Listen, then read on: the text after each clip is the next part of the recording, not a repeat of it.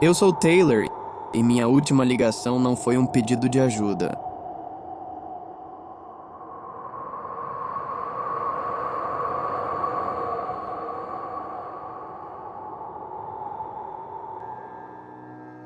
Engraçado como a gente gasta tanto tempo planejando o futuro, né? Eu tinha 19 anos, acabado de concluir meu primeiro ano no curso de turbinas eólicas. 19 anos e uma sensação de que tudo estava finalmente se encaixando. Eu não era o cara mais popular da turma, mas tinha meus amigos, tinha meus planos, tinha aquela certeza boba de que o tempo estava do meu lado. Eu me sentia invencível, como se o vento que eu estudava para entender estivesse sempre soprando a meu favor.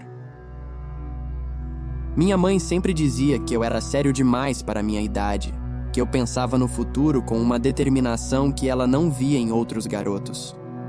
Meu pai era mais quieto, mas ele me apoiava do jeito dele, com aquele olhar orgulhoso quando eu falava sobre trabalhar com energia renovável, sobre fazer diferença.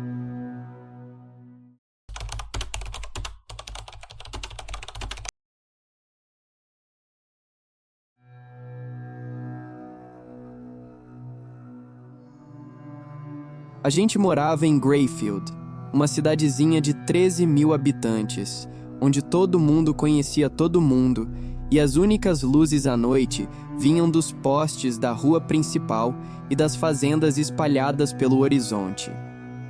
Eu gostava de dirigir ouvindo o som do motor do meu carro, gostava do silêncio das estradas de terra, daquela sensação de liberdade que só quem mora no interior entende.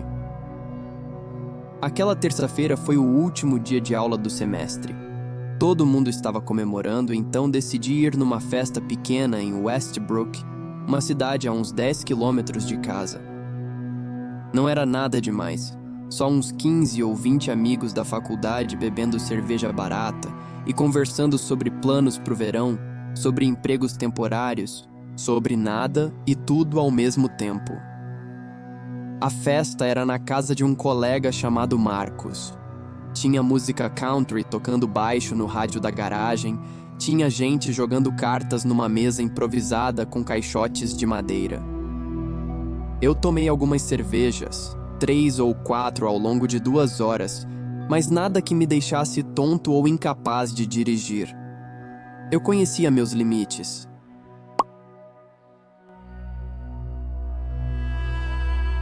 Saí de lá por volta de 00:30, talvez um pouco depois da 1 da manhã, porque no dia seguinte eu tinha prometido ajudar meu pai a consertar a porta do celeiro que estava saindo dos trilhos havia semanas.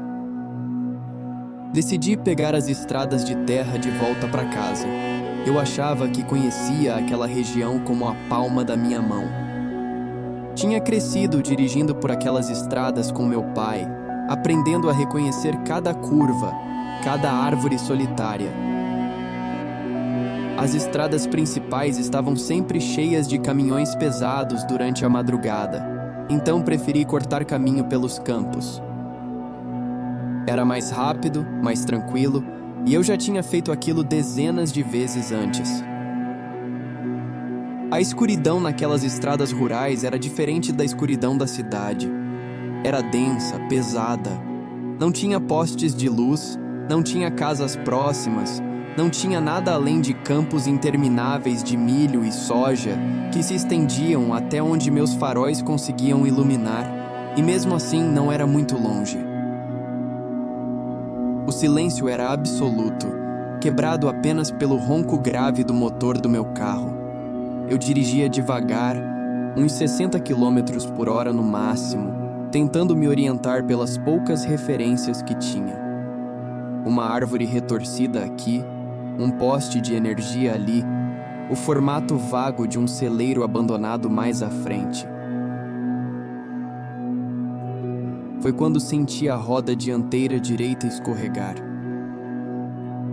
Tentei corrigir, virei o volante para a esquerda num reflexo automático, mas já era tarde demais. O carro inclinou violentamente para o lado direito e parou com um solavanco seco que fez minha cabeça bater de leve no teto. Merda! Eu tinha ido direto para uma vala ao lado da estrada, uma daquelas valas de drenagem fundas que servem para escoar a água da chuva. Desliguei o motor e saí para avaliar o estrago. As rodas traseiras estavam completamente suspensas no ar, girando devagar. Não tinha como tirar aquilo dali sozinho, nem com toda a força do mundo. Olhei ao redor procurando ajuda, alguma luz de casa, algum carro passando, qualquer coisa. Não vi absolutamente nada além daquela escuridão profunda. Meu celular ainda tinha bateria. O visor piscava mostrando 3 barrinhas de sinal. Liguei para os meus pais. Eram 1h54 da manhã. Minha mãe atendeu no 3º toque, com aquela voz sonolenta e preocupada que só mães têm. Expliquei a situação com calma. O carro estava numa vala, mas eu estava bem, sem um arranhão sequer. Meu pai pegou o telefone e disse que ia me buscar, que era só eu ficar ali e esperar. Mas eu disse que achava que estava bem perto de Westbrook, que conseguia ver as luzes da cidade brilhando ao longe, talvez a uns 2 ou 3 quilômetros de distância. Se eu estava tão perto assim, eles não demorariam nada para me achar. Eles se vestiram rapidamente, entraram na caminhonete e saíram procurando por mim. Ficamos ao telefone. Meu pai dirigia devagar pelas estradas de terra ao redor de Westbrook, perguntando onde exatamente eu estava, me pedindo para descrever o que eu via. Eu tentava ser o mais específico possível. Campos abertos dos 2 lados, uma estrada de cascalho que parecia bem conservada, algumas árvores baixas e aquelas luzes da cidade bem na minha frente. Mas quanto mais eu falava, mais confuso tudo ficava. As luzes que eu via não podiam ser de Westbrook. Meu pai estava em Westbrook naquele exato momento e não me via. Pedi para ele piscar os faróis da caminhonete. Ele piscou 3 vezes. Eu não vi nada. Ele pediu para eu piscar os faróis do meu carro. Eu pisquei 5 vezes, deixando o máximo aceso e apagado. Ele também não viu. Como meu pai podia estar em Westbrook e não me ver se eu estava vendo Westbrook? A frustração começou a crescer dos 2 lados da linha.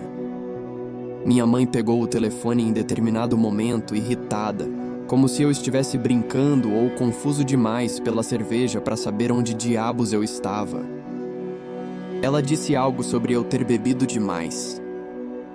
Eu disse que tudo bem, que a gente ia se achar, que era só questão de tempo. Foi quando eu tive a ideia. Decidi sair do carro e começar a andar em direção às luzes. Se elas estavam ali, tão próximas, tão visíveis, eu chegaria andando em meia hora, talvez 45 minutos no máximo. Meu pai voltou para casa rapidamente para deixar minha mãe, que não estava se sentindo bem e ficava cada vez mais nervosa com a situação. Depois ele continuaria procurando por mim. Eu disse que ia caminhar até Westbrook seguindo as luzes, que não devia estar longe. Ele concordou. Disse que ia me encontrar no estacionamento de um bar velho de fachada vermelha que ficava logo na entrada da cidade. A gente continuou conversando enquanto eu andava, meu pai me fazendo perguntas, eu descrevendo tudo que via.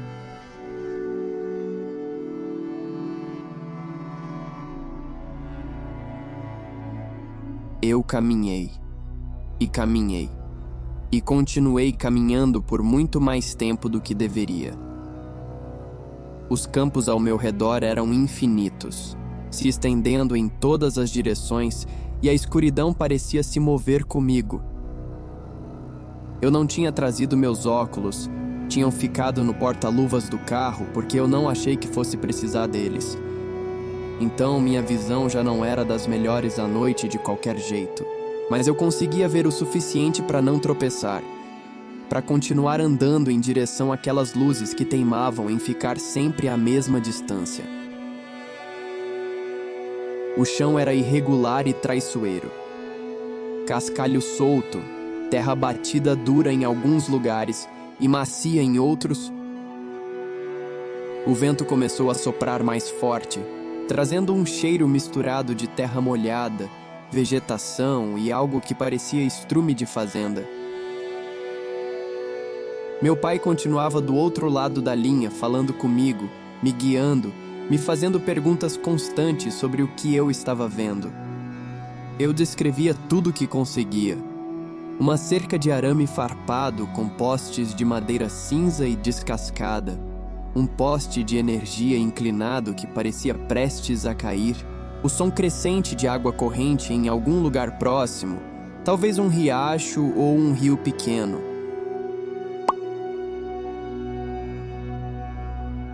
Ele tentava usar minhas descrições para me localizar num mapa mental da região, mas nada batia.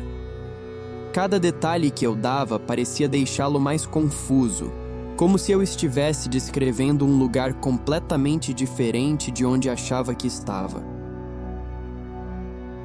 Eu estava andando havia pelo menos 20 minutos, talvez meia hora, e as luzes continuavam exatamente onde estavam quando eu comecei. Não mais perto, não mais longe, apenas ali.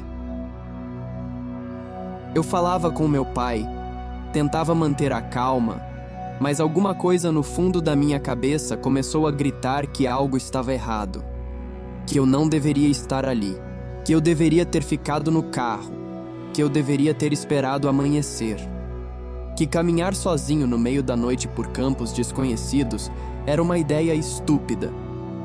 Mas eu continuei porque eu era jovem e teimoso e realmente achava que estava perto. Até que eu cheguei na primeira cerca. Era uma cerca de arame farpado, velha e enferrujada, com 3 fios esticados entre postes de madeira que pareciam ter 50 anos de idade.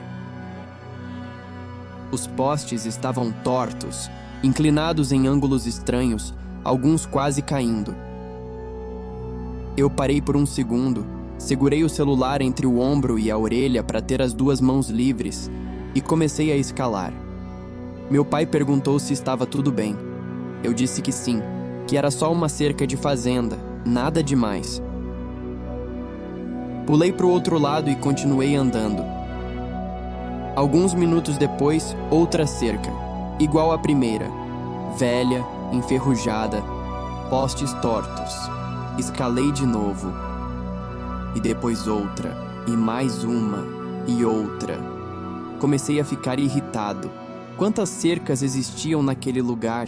E por que diabos nenhuma delas estava onde eu esperava? Eu conhecia aquela região, tinha passado por ali de carro centenas de vezes e nunca tinha visto tantas cercas seguidas assim. Não fazia sentido.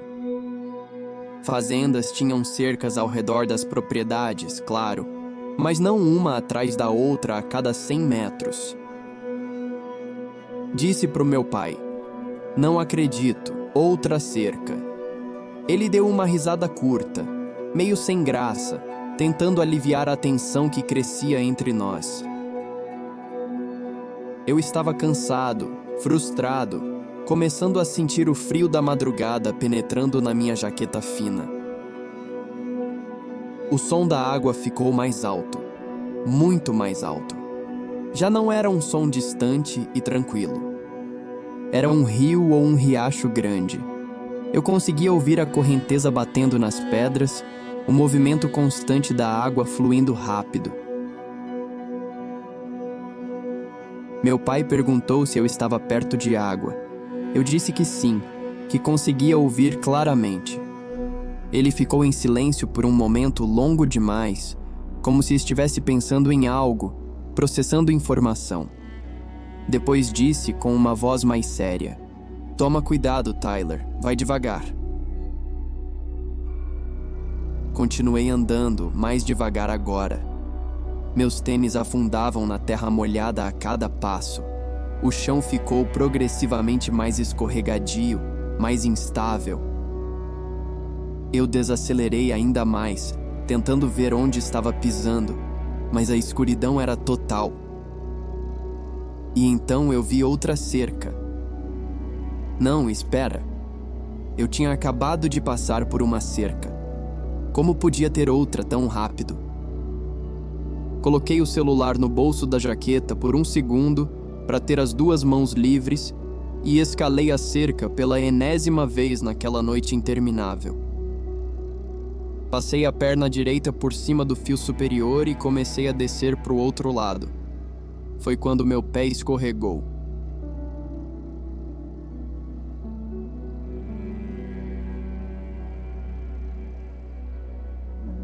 Meu pé direito escorregou nas pedras molhadas.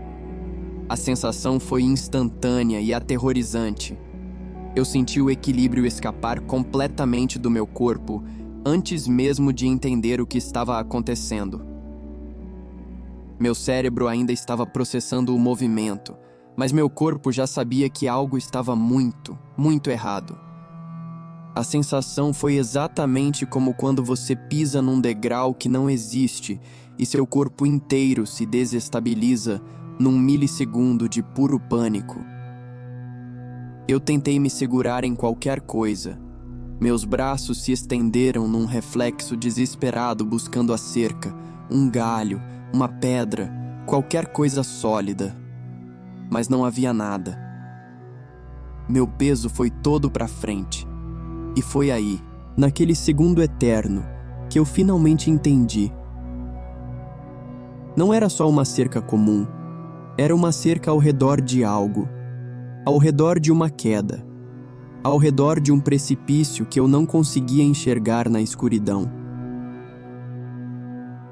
O som da água ficou muito mais alto e muito mais próximo do que eu tinha imaginado. Estava exatamente embaixo de mim. Cada músculo do meu corpo estava tentando fazer o impossível, parar a queda que já tinha começado. Eu tentei recuar, jogar meu peso para trás, mas era tarde demais. Meu corpo já estava inclinado num ângulo impossível de recuperar. Foi quando eu disse, num sussurro que saiu sem que eu controlasse: "Ah, merda." Meu pai estava do outro lado da linha. Eu consegui ouvir a voz dele chamando meu nome. "Tyler, o que foi? Você tá bem?" Mas parecia distante demais, como se estivesse debaixo d'água ou do outro lado de uma parede grossa de vidro. Meu celular escorregou da minha mão suada, e então caí. Não conseguia distinguir o que era céu, o que era chão, o que era horizontal ou vertical. Tudo virou uma confusão caótica de movimento e gravidade. Tentei respirar por puro instinto, e entrou água pela minha boca, pelo meu nariz, meus ouvidos, minha garganta. Eu estava completamente submerso. Não conseguia ver absolutamente nada. A escuridão embaixo da água era ainda mais absoluta que a escuridão da noite. Não havia cima ou baixo, esquerda ou direita. Apenas o frio cortante e a sensação terrível de estar sendo puxado, arrastado, movido por uma força gigantesca que eu não controlava. A correnteza me pegou totalmente. Não era um rio calmo. Era rápido, violento, cheio de turbulências invisíveis que me jogavam de um lado para o outro, como se eu fosse um boneco de pano. Minha visão já era escura, mas ficou mais escura ainda. Uma escuridão mais profunda, mais definitiva. As bordas do meu campo de visão começaram a fechar, como uma câmera desligando. E a última coisa que eu pensei, antes de tudo se apagar completamente, foi no meu pai, ainda segurando o telefone na mão, ainda ouvindo a linha ficar em silêncio, ainda chamando meu nome no escuro, ainda dirigindo pelas estradas vazias de Greyfield procurando por um filho que ele nunca ia encontrar. Eu sou Taylor, e isso... Bom, isso é o que eu não pude contar.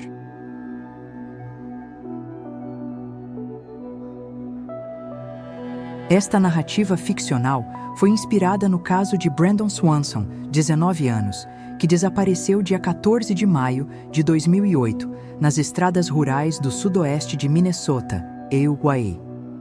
Após celebrar o fim do semestre letivo da Marshall Minnesota West Community and Technical College, onde estudava gerenciamento de turbinas eólicas, Brandon dirigiu seu Chevrolet Lumina branco para uma vala próxima a Lind, Minnesota.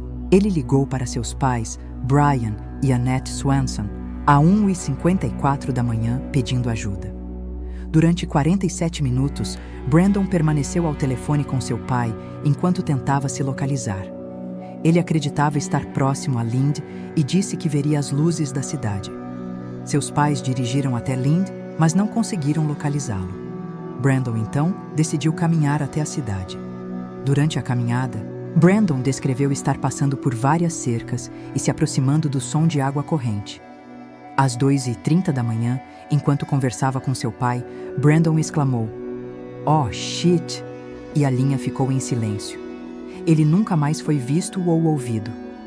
Investigações posteriores revelaram que Brandon estava na verdade a cerca de 40 quilômetros de onde acreditava estar, próximo à cidade de Taunton, perto do rio Yellow Medicine.